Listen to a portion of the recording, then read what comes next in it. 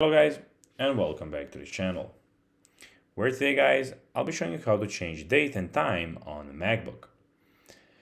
So guys, the first thing that you of course need to do is go and open your MacBook and you'll have a screen looking like this in front of you. But now let's see what more we have in front of us. So in the top left corner, we have the Finder, File, Edit and View options. We also have the Go, Window and Help options. And in the top right corner, we have your date, Wi-Fi, battery, and all of those things. And in the bottom of the screen, we have all of your applications. Well, not all of them, but the ones that you're using the most.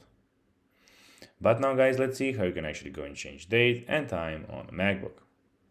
First of all, click on the Apple logo in the top left corner and select System Settings, like so.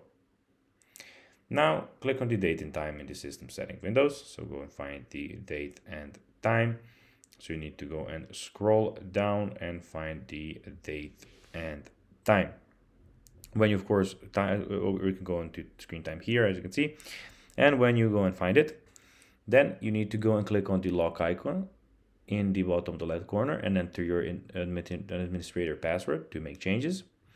If you want your MacBook to set the date and time automatically based on your location, check the box to set the date and time automatically. If you prefer to set the date manually, uncheck the set date and time automatically box. So guys, that will be everything for this video. I hope that you found this video informative and entertaining, guys.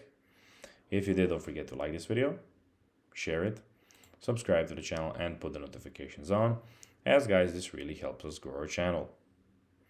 So if you have a few seconds, it will be pretty cool if you could do this for us.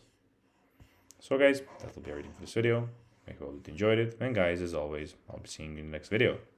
Until then, bye guys.